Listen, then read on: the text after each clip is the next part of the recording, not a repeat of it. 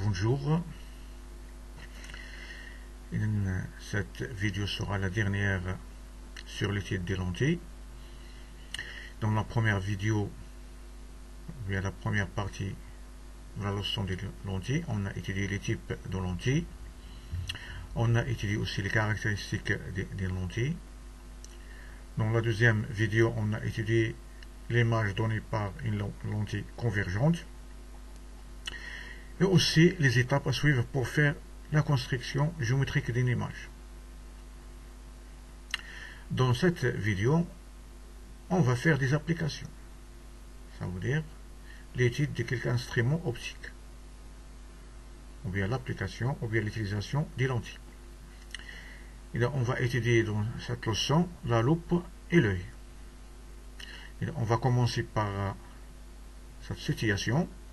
Au laboratoire et dans la vie quotidienne ou bien scientifique, nous utilisons des instruments optiques, comme par exemple la loupe ou les lunettes de correction, ou bien correction de la vision.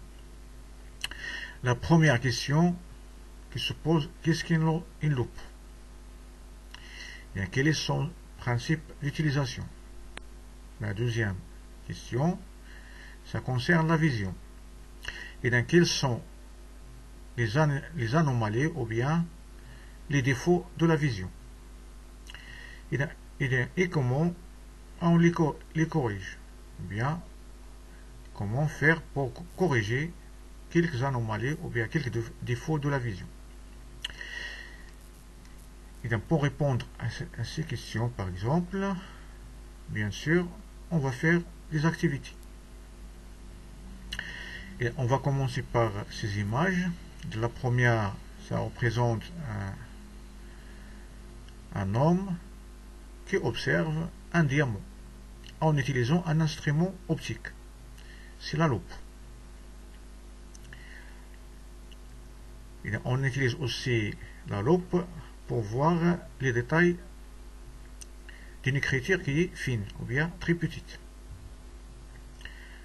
Et dans la troisième photo ou bien image, et pour l'observateur, cet homme lui apparaît flou. Mais lorsqu'il utilise des lentilles, par exemple, la lettre apparaît nette, ou bien son image apparaît nette. De la même façon pour le paysage qui est à l'intérieur. Et la première question qui se pose maintenant, qu'est-ce qu'une loupe, ou bien c'est quoi une loupe? Et là, on va traiter toujours des images. Et là, on utilise une loupe pour, par exemple, observer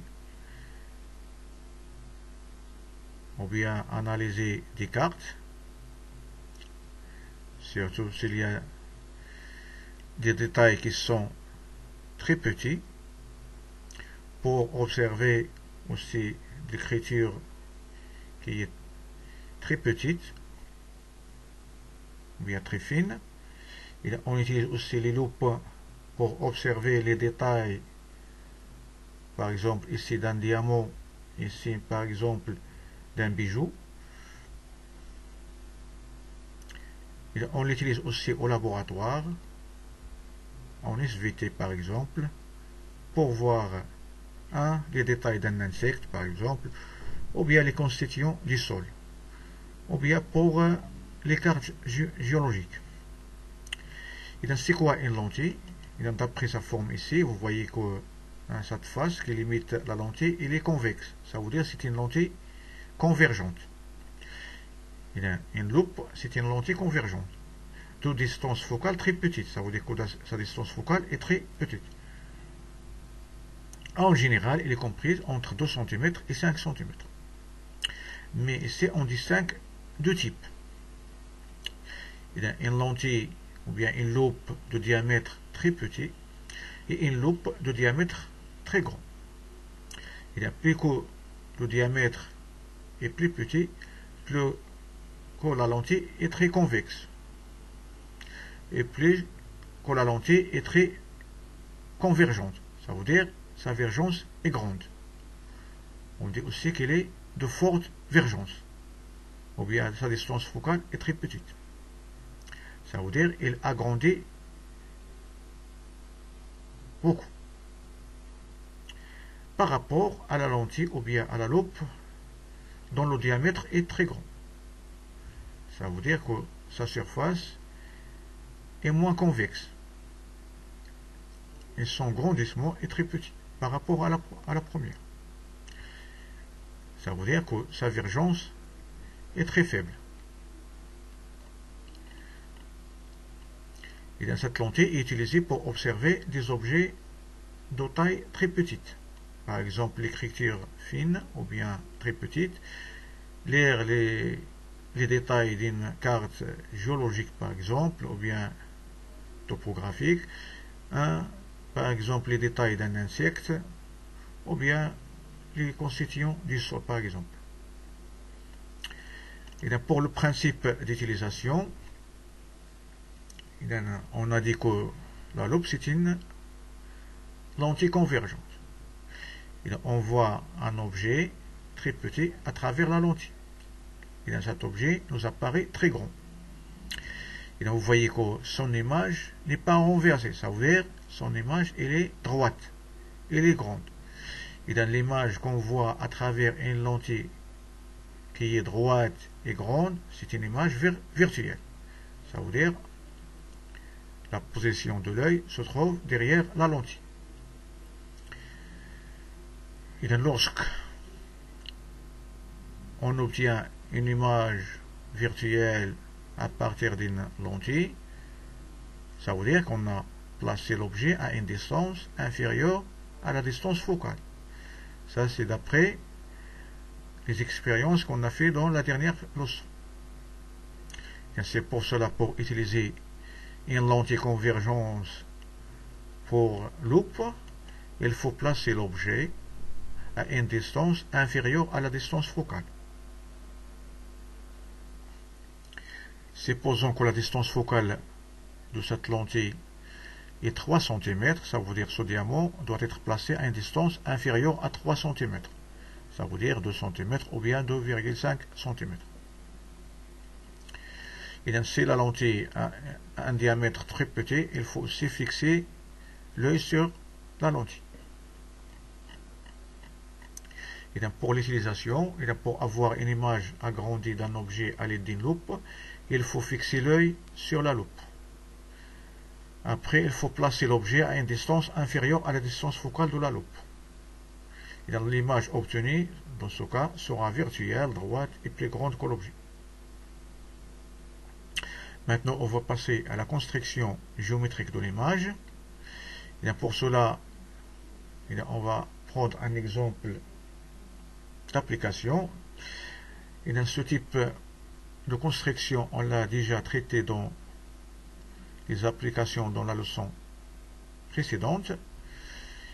Et on a essayé, on nous demande de construire l'image d'un objet de taille 1 cm, placé à une distance OA égale à 2 cm du centre optique d'une loupe, de distance focale égale à 3 cm. Et on nous demande la nature de l'image obtenue, puis déterminer la taille de l'image, A'B', et calculer le rapport A'B' sur AB.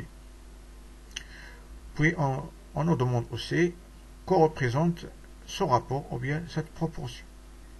Et avant de passer à la correction, il vaut mieux faire de la recherche. Ça veut dire arrêter la vidéo quelques minutes et répondre à la question sur un papier ou bien sur votre cahier de recherche. Vous pouvez utiliser par exemple pour la construction le papier millimétrique ou bien une feuille qui est graduée en centimètres. Et donc pour la correction, la solution,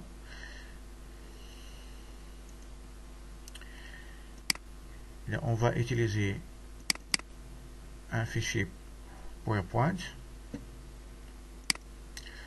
pour expliquer les détails de la construction. On a d'après les données, OA égale à 2 cm, c'est la distance qui sépare la lentille et l'objet. L'objet de taille 1 cm, la distance focale 3 cm. Et on va représenter la lentille son axe et son centre, puis son foyer F', la distance focale 3 cm, on n'a pas besoin dans ce cas d'une échelle. Et pour l'objet, on va le placer à une distance de 2 cm, on la représente par toujours une flèche qui est droite et qui est perpendiculaire à l'axe.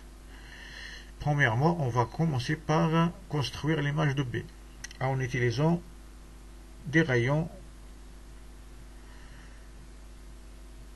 Par exemple, un rayon qui est parallèle à l'axe, qui va passer par le foyer lorsqu'il traverse la lentille.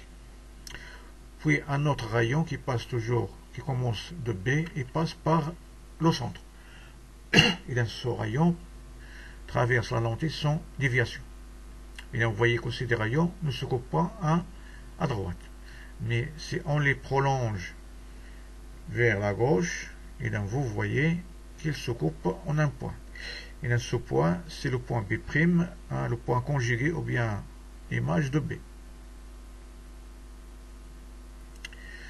Puis pour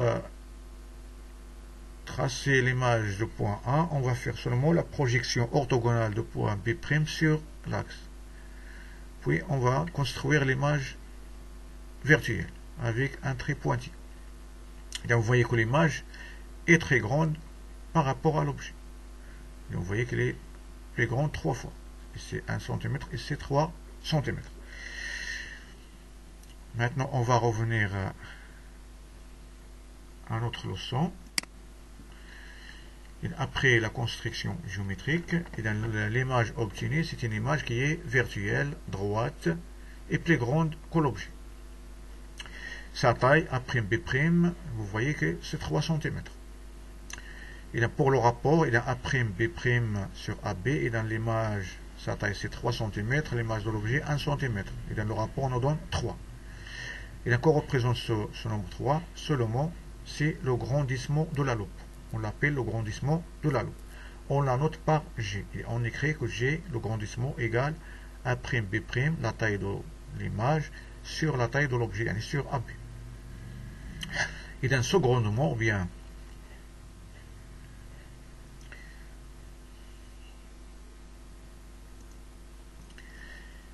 et dans ce grandissement, c'est une grandeur sans unité. Ça veut dire qu'il n'a pas d'unité de mesure. Ça veut dire que c'est le rapport de deux grandeurs de même unité. Ça veut dire qu'on va simplifier par le centimètre. Il nous donne un résultat, un nombre sans unité. Mais il ne faut pas le confondre avec le grossissement. Et dans le grossissement, c'est autre chose qu'on va voir dans les années prochaines. Maintenant, on va passer au deuxième chapitre, ou bien au deuxième paragraphe, pardon. Il y a sur la vision. On nous demande ici quelles sont les anomalies de la vision, ou bien les défauts de la vision. Et comment on va les corriger. Avant de répondre à cette question, on va traiter premièrement l'instrument de la vision, c'est l'œil. On va faire une description de l'œil. Ça, c'est une description de l'œil, c'est une coupe de l'œil. Vous voyez que l'œil est constitué de plusieurs éléments.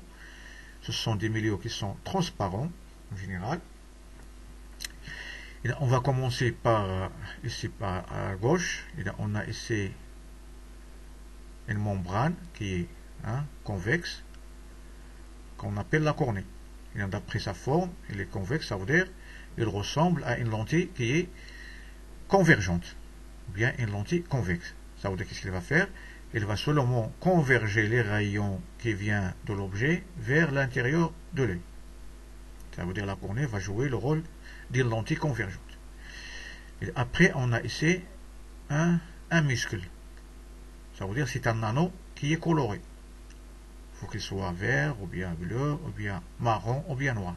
Ça dépend de la personne. Et dans ce muscle, il est percé à l'intérieur d'un trou. Ce trou, on l'appelle la pupille. La pupille, ce n'est pas un organe, c'est un trou. C'est par ce trou contre la lumière. Ça veut dire il contrôle le flux de la lumière. Et donc, si la lumière est très intense, ça veut dire que son diamètre, il devient petit. Et donc, lorsque la lumière est très faible, ça veut dire on va augmenter le diamètre de la pupille. Ça veut dire que ce muscle, qu'est-ce qu'il fait? Il contrôle le diamètre de la pupille en se contractant ou bien en se décontractant. Après, on a un autre élément qui est aussi convexe ou bien biconvexe. Ça ressemble à une lentille convexe, ou bien une lentille convergente. On l'appelle le cristallin. Et le cristallin, il joue le rôle d'une lentille convergente, ça veut dire qu'il va converger toujours les rayons vers l'intérieur de l'œil. Ici, on a une cavité où se trouve un corps qu'on appelle les murs vitrés ou bien le corps vitré. Seulement, c'est une substance qui est transparente et visqueuse. Il remplit l'intérieur de l'œil pour la rendre solide. Et enfin, derrière, on a la rétine. La rétine va jouer le rôle d'un écran. On a déjà traité ça dans la première leçon de l'optique. Il est constitué de cellules qui sont photoréceptrices. Ça veut dire qu'elles transforment les informations portées par la lumière en un flux nerveux. Cet flux nerveux passe par l'axe optique vers le cerveau. Ça veut dire l'image qu'on voit se forme sur notre cerveau. Et donc on va expliquer ces organes ou bien la fonction de chaque organe dans un tableau. Et on va commencer par la cornée. Et dans sa fonction, on va parler seulement ici de la fonction physique ou bien optique qui est en relation avec la lumière. Mais il se peut qu'il y aura une autre fonction qui est biologique ou bien physiologique. Et c'est une lentille convergente. La cornée a une forme d'une lentille convergente. Ça veut dire qu'il va converger les rayons lumineux-incidents qui viennent de l'objet vers l'intérieur de l'œil. Et pour l'iris et la pupille, il va contrôler le flux de la lumière, ou bien l'intensité, ou bien commander l'intensité de la lumière. Incident toujours. Ça veut dire qu'il va jouer le rôle d'un diaphragme. Ça veut dire un objet, ou bien un corps opaque percé d'un trou. Le cristallin, c'est une lentille convergente. C'est un sac souple, on va expliquer ça. C'est quoi un sac souple? Il joue le rôle d'une lentille convergente, de distance focale qui est variable. C'est quoi ça? On va l'expliquer après. Et dans ce phénomène s'appelle l'accommodation. C'est quoi l'accommodation? Et donc on va expliquer ça par des expériences virtuelles.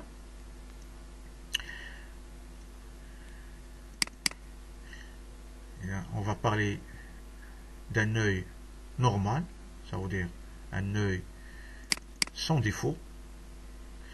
Et si on a un œil qui regarde, observe un papillon par exemple, et lorsqu'on déplace le papillon vers l'infini, il se trouve sur une distance très loin de l'œil, et donc vous voyez que son image se forme sur la rétine, ça veut dire sur l'écran. Il est toujours renversé, il est net. Et donc pour l'œil normal, il voit les objets qui sont à l'infini net. Tout objet qui est à l'infini, il nous apparaît net. Ça veut dire que son image se forme sur la rétine. Maintenant, si on rapproche l'objet pour voir les objets qui sont de près. Et donc, comme pour une lentille convergente normale, et donc lorsqu'on rapproche l'objet de la lentille, on voit dans l'expérience que l'image s'éloigne et devient grande. Ça veut dire pour notre œil, si le cristallin était une simple lentille convergente, et dans l'image qui sera formée sur la rétine sera floue. Mais ce n'est pas ça la réalité. Et donc pour nous, ou bien pour l'œil normal, il voit les objets de loin ou bien de près toujours net. Et donc comment faire ça? Seulement qu'est-ce qu'il fait l'œil? Il fait l'accommodation. C'est quoi l'accommodation? Seulement, elle change la forme du cristallin. Ça veut dire elle se gonfle, elle se dégonfle. C'est pourquoi on dit que c'est un sac qui est souple. Ça veut dire il se déforme. Et dans ce phénomène, on l'appelle l'accommodation. Et lorsque l'œil s'accommode, vous voyez que le cristallin se gonfle. Ça veut dire il devient plus convexe. Sa courbure augmente. Ça veut dire que sa distance focale va diminuer. C'est pourquoi l'image se forme sur la rétine. Et dans ce phénomène qui se passe dans l'œil s'appelle l'accommodation. Et pour un objet à l'infini, l'œil ne s'accommode pas. Ça veut dire l'image sur la rétine. Et lorsque l'objet va se rapprocher, et vous voyez que la forme de cristallin change. Ça veut dire il se gonfle pour rendre l'image toujours sur la rétine, ou bien qu'elle reste sur la même place. Et dans ce phénomène s'appelle l'accommodation. J'espère que vous avez bien compris ça. Et pour bien comprendre, on va prendre une autre expérience plus détaillée. Toujours, on a notre œil qui regarde un objet, un turifil par exemple. Vous voyez, lorsqu'il est loin, l'objet est loin, l'image se forme sur la rétine. Il est toujours renversé. Et donc, regardez-moi, par exemple, lorsque je rapproche l'objet, donc vous voyez que la distance focale diminue. Vous voyez aussi l'épaisseur du cristallin. Et donc, vous voyez que le cristallin se gonfle et la distance focale diminue. Et l'image se forme toujours sur la rétine. Et dans ce phénomène s'appelle l'accommodation de l'œil. J'espère maintenant que vous avez bien compris c'est quoi l'accommodation, ou bien le rôle du cristallin. C'est un sac qu'on dit souple, ça veut dire déformable, joue le rôle d'une lentille convergente de distance focale variable. Ça veut dire il varie sa distance focale. Ce phénomène s'appelle l'accommodation. Et pour la rétine, il joue le rôle d'un écran où se forme l'image de l'objet, qui est toujours renversé et net. Il est formé ou bien constitué de cellules qui sont réceptrices de la lumière. Ça veut dire qu'il transforme les informations portées par la lumière en un flux nerveux. Et dans cet influx nerveux sera envoyé vers le cerveau à travers le nerf optique. J'espère que vous avez bien compris le fonctionnement de l'œil normal. Maintenant, on va passer à la réduction de cet œil. Et pour réduire cet œil, ou bien la simplifier, on va utiliser seulement 3 éléments principaux. Un diaphragme, qui représente l'iris et la pupille. Et une lentille convergente qui représente le cristallin. On peut ajouter aussi la cornée. C'est une lentille convergente. On peut assembler la cornée et le cristallin par une lentille convergente. Puis un écran qui représente la rétine. Et donc ça c'est le modèle réduit. Il y a un diaphragme avec un trou. Une lentille convergente, c'est le cristallin plus la cornée si vous voulez. Et c'est un écran, c'est la rétine. On peut ajouter aussi l'axe optique.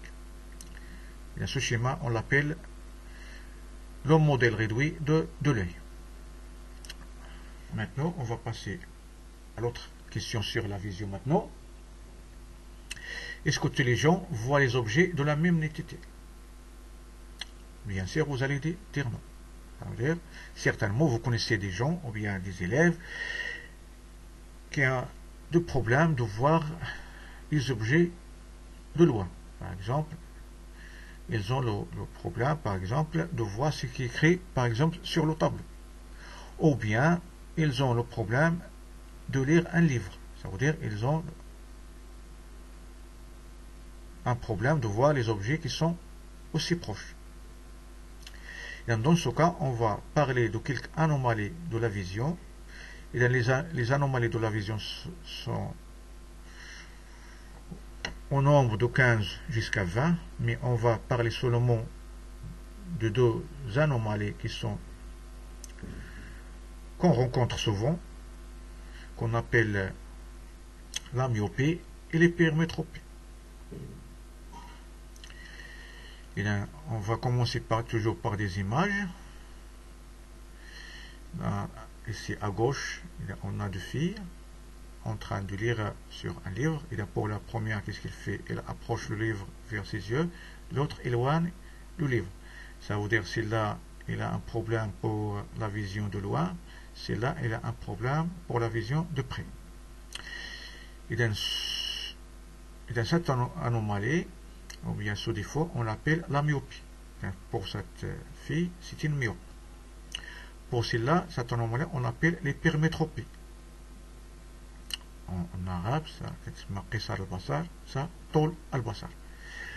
Et donc pour corriger ça, bien sûr, on utilise des lunettes, ou bien des verres, ou bien des lentilles. Et dans celle-là, elle ne voit pas les arbres qui sont très loin. Et lorsqu'on utilise les lentilles, on voit les détails des arbres. Celle-là, on a une personne qui est près, mais on ne voit pas ces détails. Lorsqu'on utilise les lentilles, on voit les détails de la personne. Et donc pour corriger ça, on va aller vers un médecin, ou bien ophtalmologue, ou bien chez un opticien. Ça veut dire, on va chercher les lentilles convenables pour corriger notre défaut. Mais avant d'étudier ces anomalies, ou bien la correction de ces défauts, on va commencer par l'œil normal. Et dans l'œil normal, on l'appelle aussi l'œil hémétrope.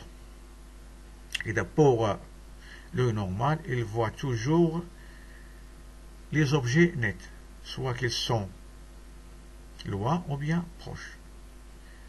C'est grâce toujours à la déformation du cristallin, ça veut dire à l'accommodation de l'œil. Grâce à l'accommodation, on voit les objets qui sont de près. Et donc pour un œil normal, c'est-à-dire qui ne présente pas de défaut de vision ou bien d'anomalie, l'image d'un objet observé se focalise toujours sur la rétine. L'image se forme toujours sur la rétine, quelle que soit la distance de l'objet. Quelle que soit la distance, soit que l'objet soit à l'infini ou bien proche. Ceci grâce à l'accommodation du cristallin, par la variation de sa distance focale, ou bien de sa vergence. Maintenant, on va passer aux anomalies. On va parler seulement de deux anomalies. La première, c'est la myopie, la deuxième, l'hypermétropie. Toujours, on va expliquer ça en utilisant des simulations virtuelles. On va commencer par des vidéos. On va commencer par la myopie, ou bien l'œil myope. On va diminuer le son. On va arrêter ça. Et dans l'autre trait.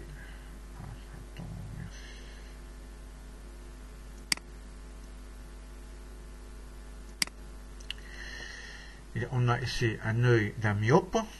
Et dans le trait qui est ici en jaune, ça représente l'œil normal.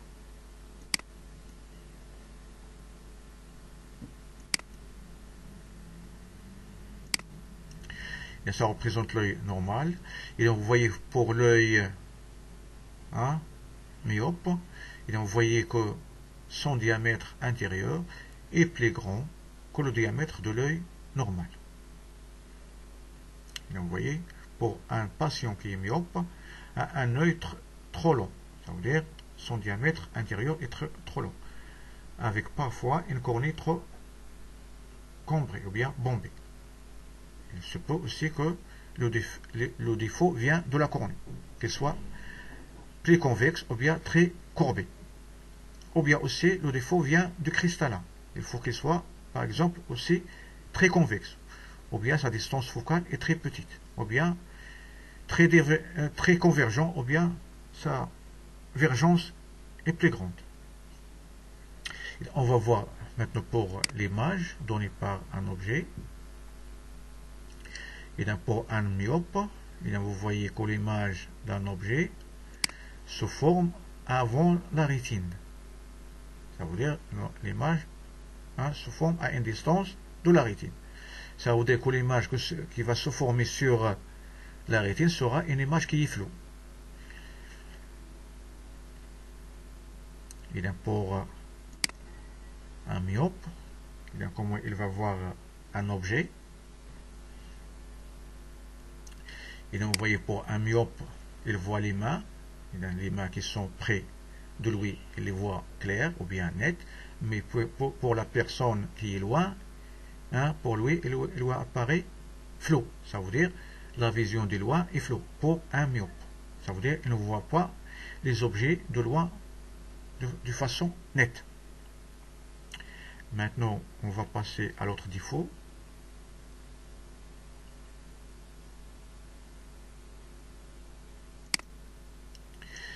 Et pour l'hypermétropie,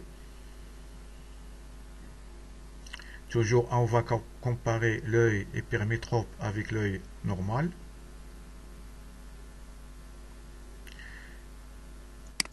Et c'est la comparaison, et c'est toujours le jaune représente l'œil normal. À l'intérieur, on a ici l'œil hypermétrope.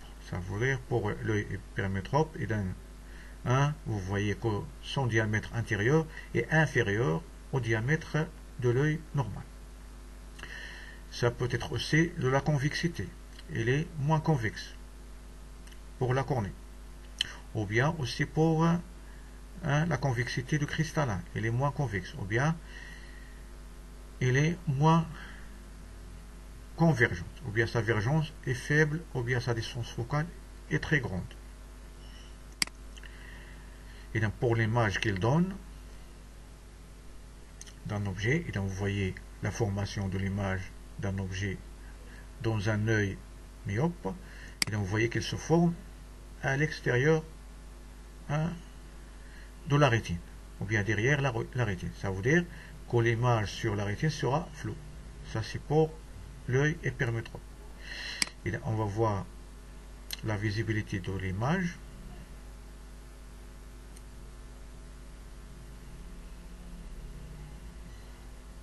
Et donc pour un hypermétrope, et donc vous voyez que les mains sont floues, ça veut dire qu'il ne voit pas les objets qui sont près de lui.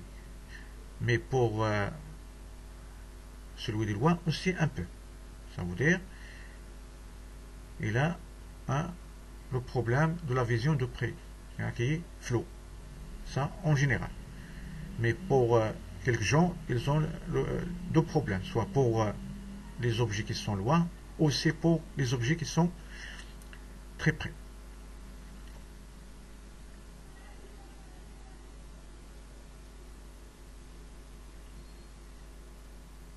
Maintenant, on va toujours expliquer les deux phénomènes. On va passer maintenant à la correction. Et donc, comment on veut faire pour corriger ces anomalies. On va prendre toujours des expériences virtuelles.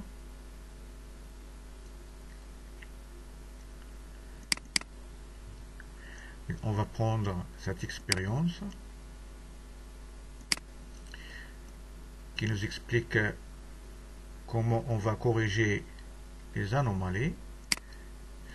Et c'est pour un œil normal. Et vous voyez alors que l'image de l'objet se forme sur la rétine, il est net. Maintenant pour un patient qui est myope, et vous voyez que l'image sur la rétine est floue. Ça veut dire que l'image nette se forme avant la rétine. Et si pour corriger ça, on va utiliser des verres. Et si on a utilisé un verre qui est lisse, et donc vous voyez qu'on a toujours le problème. Maintenant, on va faire varier cette surface, ou bien la courbure de cette surface. Et donc, on va commencer par une lentille, par exemple, convergente. Et on a expliqué toujours la myopie par la vergence qui est forte du cristallin ou bien de la cornée. Ça veut dire que sa distance focale est très petite. Si on ajoute une lentille convergente, et donc vous voyez que le problème s'aggrave davantage. Ça veut dire que l'image nette s'éloigne toujours de la rétine et l'image devient plus floue. Lorsqu'on augmente toujours la vergence, vous voyez que les rayons se rencontrent toujours avant la rétine et l'image devient plus floue. Ça veut dire que les lentilles convergentes aggravent la myopie. Ça veut dire qu'elles ne correspondent pas à la myopie, ça veut dire qu'elles ne corrigent pas la myopie. Et donc pour corriger la myopie, il faut utiliser une lentille qui est divergente, yani contraire à la convergence, puisque la vergence de cet œil est très grande. Ça veut dire on va diminuer la vergence en ajoutant une lentille contraire, ça veut dire divergente. Et donc, vous voyez maintenant, lorsqu'on utilise une lentille qui est divergente, maintenant, que l'image se forme sur la rétine, elle est nette. Ça veut dire que la myopie se corrige avec une lentille qui est divergente, ou bien une lentille à bord épais, ou bien un milieu qui est mince. Maintenant, on va passer à l'autre anomalie, c'est l'hypermétropie. Et donc pour l'œil hypermétrope, il voit toujours un objet flou. Parce que les rayons ici se coupent derrière la rétine. Ça veut dire que l'image qui sera sur la rétine sera floue. Et donc pour corriger ça, on va utiliser premièrement toujours, on va commencer par une lentille divergente. Et donc dans ce qu'on a déjà dit dans la dernière expérience pour l'hypermétropie, on a dit que son œil est moins convergente, ou bien sa vergence est très petite, ou bien sa distance focale est très grande. Et donc pour corriger ce problème, on va essayer une lentille par exemple divergente. Vous voyez que le problème s'aggrave. Et les rayons se rencontrent à une distance très loin de la rétine. Ça veut dire que la lentille divergente, c'est pas une solution pour l'hypermétropie. Ça aggrave le problème. Et donc pour corriger ça, on va utiliser une lentille qui est convergente maintenant. Vous voyez que les rayons se rapprochent et se coupent maintenant sur la rétine. Ça veut dire, lorsqu'on utilise une lentille divergente, et dans cette lentille, qu'est-ce qu'il va faire? Il va converger les rayons vers la rétine. Et maintenant, vous voyez l'image qui est nette sur la rétine. Ça veut dire, pour corriger l'hypermétropie, il faut utiliser des lentilles convexes, ou bien des lentilles qui sont convergentes, ou bien des lentilles à bord mince, ou bien au centre épais. Et donc, j'espère que vous avez compris les défauts de la vision. Et on va prendre une autre expérience. Et là, pour l'œil normal, vous voyez qu'on n'a pas besoin de correction. Ça veut dire l'image se trouve toujours, ou bien se forme toujours sur la rétine, soit que l'objet est loin, ou bien il est proche, toujours grâce à l'accommodation de l'œil. Pour l'œil myope qui est très long, vous voyez que l'image se forme avant la rétine. Et donc pour la rendre sur la rétine, on utilise une lentille qui est divergente. Et donc pour l'œil hypermétrope, et donc vous voyez que l'image de l'objet se forme derrière la rétine. Pour la rendre sur la rétine, on va faire la correction en utilisant les lentilles convergentes. Maintenant, on va passer à la leçon. Et donc pour la myopie, et dans l'œil myope, voit les objets loin, flous. Ça veut dire ce patient a un problème pour les objets qui sont loin. Et pour les élèves qui ne voient pas le tableau net, ça veut dire qu'ils sont myopes. Et cet œil est trop long à l'intérieur, ou bien très convergent. Bien, ça veut dire sa vergence, soit de la cornée ou bien du cristallin, est très grande. Ceci se caractérise par une formation de l'image en avant de la rétine. Ça veut dire que l'image se forme avant la rétine. Et donc, pour la rendre sur la rétine, on utilise des lentilles qui sont divergentes. Et donc, pour les permétropées, l'œil permétrope voit les objets de près flous. Ça veut dire qu'il a un problème pour voir les objets de près net. Et dans les élèves qui ont le problème de lire sur un livre, par exemple, ou bien un bouquin, ce sont des élèves qui sont hypermétropes. Ça veut dire que son œil est très court. Ça veut dire que son diamètre intérieur est très petit par rapport à la normale. Ou bien que la vergence de la cornée ou bien du cristallin est très petite. Ou bien sa distance focale est très grande. Ceci se caractérise par une formation de l'image en arrière de la rétine. Et donc, pour rendre l'image sur la rétine, on va utiliser des lunettes correcteurs, ça veut dire des lunettes qui sont convergentes. Donc, ça se corrige avec des lentilles convergentes. J'espère que vous avez bien compris maintenant la leçon. Et donc, au revoir à une autre leçon ou bien un autre sujet.